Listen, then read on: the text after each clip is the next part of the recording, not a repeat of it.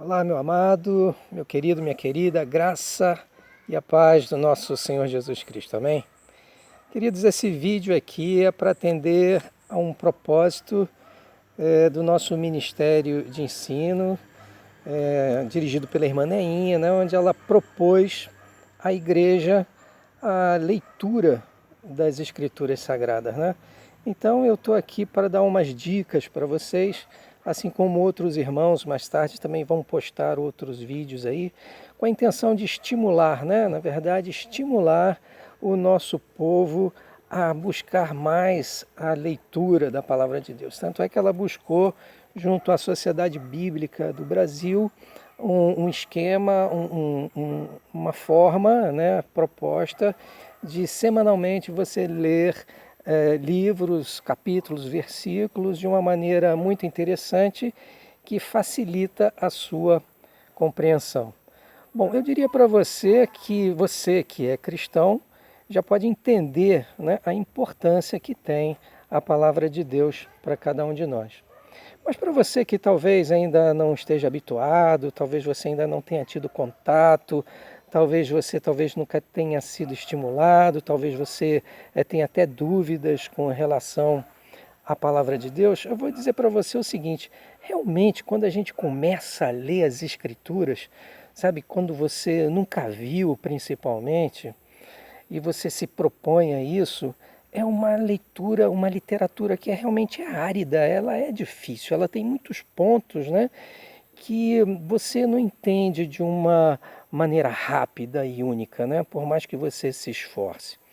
Mas a palavra de Deus, né, eu me reporto à própria Bíblia, quando ela diz que conhecereis a verdade, ela vos libertará, e a fé vem pelo ouvir, e o ouvir da palavra de Deus.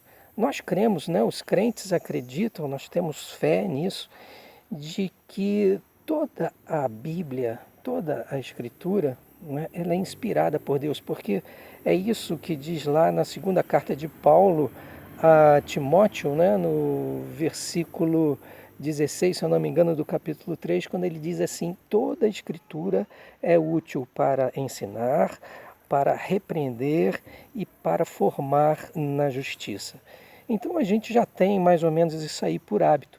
Mas não é assim, não vou dizer para você que foi uma coisa assim muito rápida, instantânea, não. Eu tive realmente, ainda tenho muitas dúvidas, existem muitas coisas que ainda para mim não estão esclarecidas, mas eu sempre busco de uma maneira muito otimista, né? Não de uma maneira negativa, buscar entender aquilo que a palavra do Senhor está querendo nos dizer. Existe um livro muito interessante escrito por Lee Strobel, que ele diz o seguinte: o título do livro é Em Defesa de Cristo. Esse camarada, ele era um ex-escritor investigativo, e ele foi a fundo, sabe, sobre a questão de Cristo.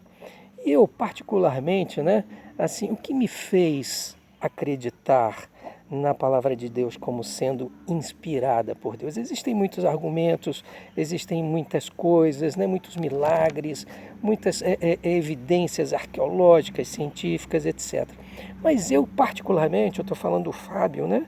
Eu particularmente me prendo, e para mim foi muito fácil entender a partir do Novo Testamento, da existência de Jesus Cristo.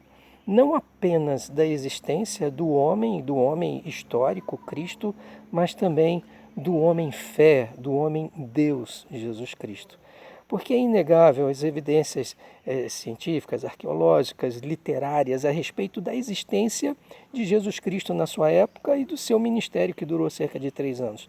Como também é inequívoca, né, a sua condenação e a sua crucificação naquela cruz do Calvário. Agora, o que é mais interessante é que também existem evidências, existem provas que para mim também são inequívocas. Eu digo a você porque eu procuro entender as Escrituras com boa vontade, mesmo que eu entendo como esse próprio Lee Strobel, ele entrou no estudo das Escrituras para tentar negar. né? Mas o que acabou acontecendo é que à medida que ele investigava a vida de Cristo, ele acabou se convencendo que realmente Cristo é real, principalmente o Cristo ressurreto. Não apenas o homem histórico Jesus, mas o homem fé, o homem Deus Jesus Cristo.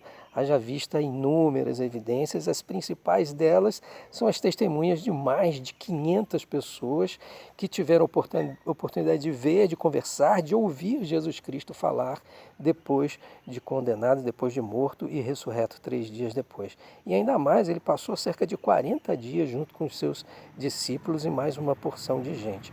Poxa, se o testemunho desse povo todo não é suficiente para que você creia nisso, você não pode negar que seria assim muito conluio, 500 pessoas, e ao longo da história não haver incoerência nenhuma sobre a questão da vida e do ministério de Jesus, você há de convir, né, que seria assim uma grande patifaria com o mundo se isso não fosse verdade.